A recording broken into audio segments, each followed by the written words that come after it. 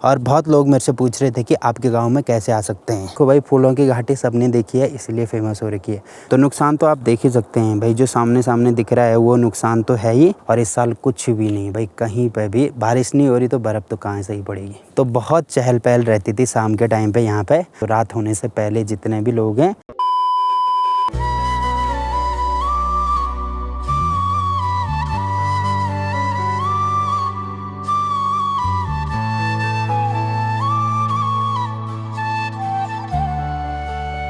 Hello guys, good morning. Good morning Mandsaur valley के इन खूबसूरत पहाड़ों से, मेरे गांव से। और आज भी मेरे ब्लॉग की शुरुआत हो रही है धूप लगने के बाद। तो आजकल यहाँ पे थोड़ा जल्दी धूप आ रही है। ये अंतर ज़्यादा तो नहीं है, बट लगभग 30 सेकंड के आसपास होगा, 30 सेकंड या 1 मिनट के आसपास, क्योंकि अब दिन बड़े होने स्टार्ट हो गई है ना।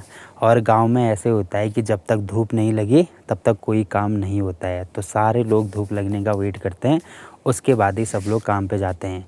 बट गांव की जो औरतें हैं वो तो सुबह जल्दी चली जाती हैं भाई, लगभग 7 बजे के आसपास जैसे ही उजाला हुआ तो घास के लिए चली जाती हैं। और बोलते हैं ना कि आपका जो घर है वो ईस्ट फेसिंग होना चाहिए। तो ईस्ट फेसिंग घर होने का सबसे बड़ा फ़ायदा मैं आपको बता देता हूँ। देखो, इस पहाड़ी पे जितने भी घर हैं वो लगभग सारे ईस्ट फेसिंग हैं।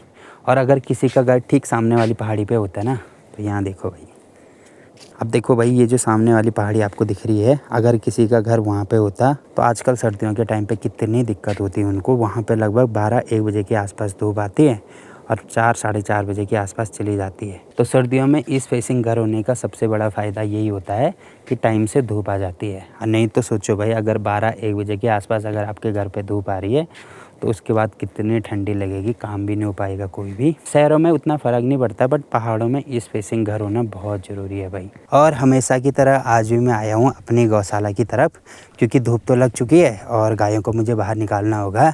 और उसके बाद मैं जाऊँगा मम्मी को लेने। तो आज भी वो लोग उधर ही गए हैं जहाँ पर मैं कल गया था ना। तो डेली डेली एक ही चीज़ क्या ही दिखाएँ आपको। तो ठीक है भाई, मम्मी को लेके आते हैं और फिर मिलते हैं आपको ब्रेक के बाद। और अभी टाइम हो रहा लगभग 4:30 बजे के आसपास। और अभी अभी हमारे गांव की सर्विस की बस भी गई है। तो हमारे गांव में 2 सर्विस की बसें आती हैं जो कि रेगुलर रुद्रप्रयाग से आती हैं, और बाकी 10-12 गाड़ियाँ गांव वालों की हैं।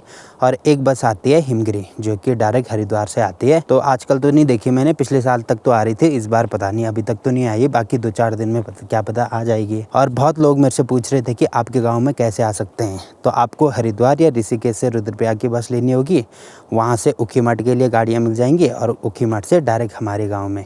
तो हरिद्वार से लगभग 250 किलोमीटर के आसपास है। और यहाँ पे बहुत सारी चीज़ें घूमने के लिए हैं भाई, क्योंकि पर्यटन गांव है।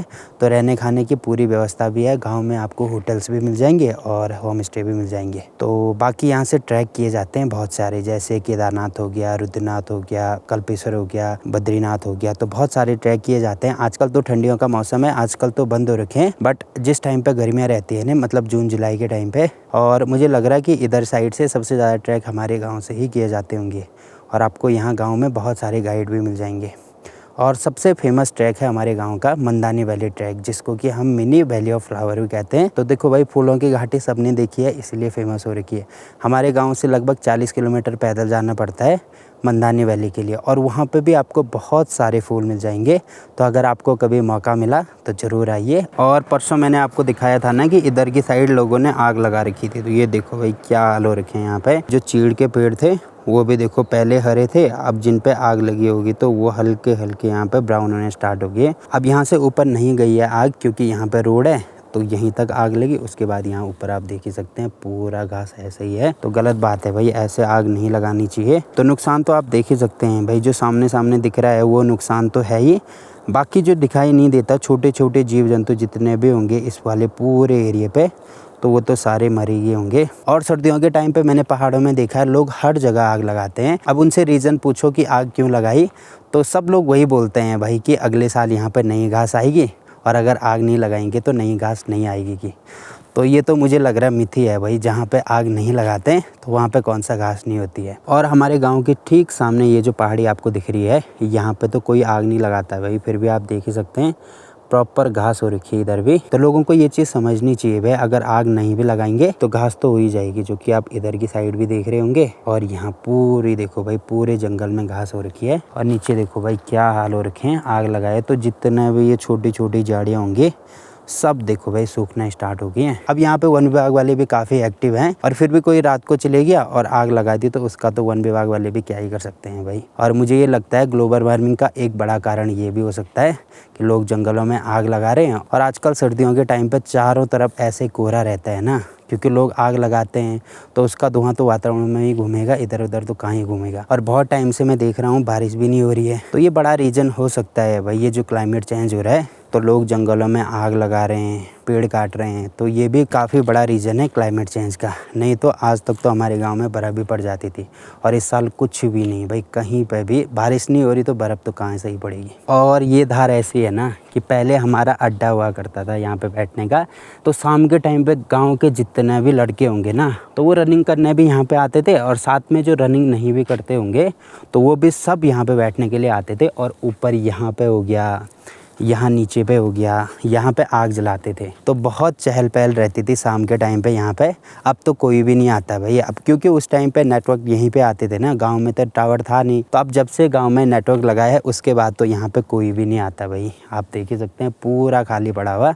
तो मैं भी आजकल काफ़ी दिनों के बाद आ रहा हूँ। अब लड़के लोग क्या करते हैं, उधर की साइड जाते हैं, क्योंकि वहाँ से पूरे सामने का व्यू भी काफ़ी अच्छा दिखता है, और वहाँ पे दुकान भी है। तो शाम के टाइम पे लड़के लोग वहाँ पे चाय भी पीते हैं, मैगी भी खाते हैं, तो वहीं चले जाते हैं। यहाँ तो कोई भी नहीं आता भाई। और यहाँ से देखो भाई सामने का नज़ारा, यहाँ से भी काफ़ी प्यारा दिखता है, बट वो जो बगल वाली धार है ना, वहाँ से सामने का नज़ारा और प्यारा दिखता है। तो यहाँ से काफ़ी मार्केट दिखते हैं, और ठीक नीचे यहाँ पे है मधुगंगा। और कल जो हमारा मैच हुआ था ना, वो ठीक सामने यहाँ पे आप देख रहे होंगे, तो ये है हमारे उधर का ग्राउंड, तो यहाँ पे हुआ था। तो एक मैच तो हम यहाँ पे जीत गए हैं। अब देखते हैं भाई कब बुलाते हैं। बाकी देख ही सकते हैं भाई कितनी धुंध है चारों तरफ। और ठीक सामने यहाँ पे आपको ये जो दुकान दिख रही है, तो यहीं से हमारे गांव का पहला घर स्टार्ट हो जाता है लगभग। एक मोहल्ला हमारा यहाँ नीचे पे भी है, बट वो काफ़ी दूर है, उसका नाम है कंडारा, तो वहाँ से स्टार्ट हो जाता है।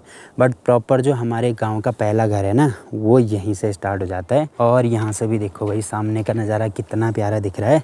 और मैं आपको बोल रहा था ना कि शाम के टाइम पर डेली बादल आ रहे हैं, जो कि आप देख ही रहे होंगे। आज तो कम है, बट और दिन भयंकर वाले बादल रहते हैं, वो भी काले बादल, और बारिश भी नहीं होती, फिर भी ये बादल पता नहीं सुबह के टाइम पे कहाँ गायब हो जाते हैं। और ये है हमारे घर के सामने वाले पहाड़, और यहाँ से ठीक नीचे देखो भाई मधुगंगा भी दिखाई देती है हल्की हल्की। और यहाँ पे हमारा नदी किनारे वाला घर इधर की साइड, तो यहाँ से भी देखो भाई पूरा क्लियर दिखाई देता है। और परसों जहाँ पे मैं गया था ना, यहाँ पे मैं गया था परसों, ये नदी के किनारे, तो यहाँ से देखो भाई बिल्कुल क्लियर दिखाई दे रहा है। और मैं रोड की बात कर रहा था, तो अभी तो यहाँ कहीं नहीं दिख रही है, तो मुझे लग रहा है कुछ दिनों में आ जाएगी। तो अगर आप प्लान बना रहे हैं हमारे गांव में घूमने आने का, तो बिल्कुल वेलकम है भाई आप सभी लोगों का।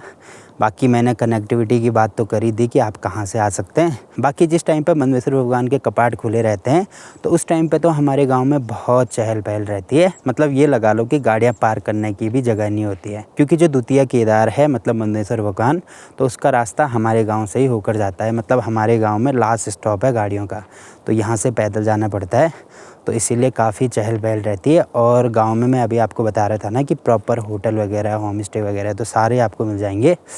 तो आजकल के मौसम में क्योंकि कपाट तो बंद हो गए हैं, तो आजकल गांव में इतनी चहल पहल तो नहीं है, पर फिर भी यात्री लोग ऐसे आ ही रहे हैं घूमने के लिए। और आज मैं इधर की साइड अकेले आया हूँ, दोस्त लोग ग्राउंड में जा रखे हैं सब लोग।